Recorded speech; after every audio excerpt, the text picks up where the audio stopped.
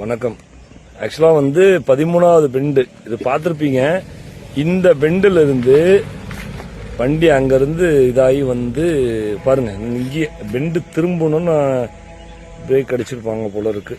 So இங்கேருந்து இங்கே அடித்து இந்த இதில் கீழே போயிருக்கு.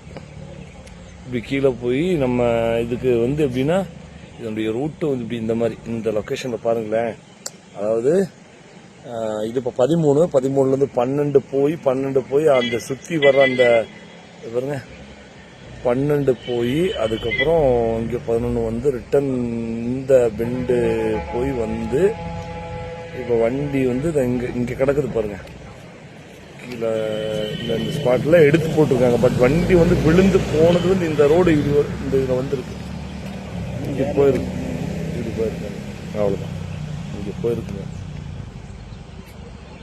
கிடையாது.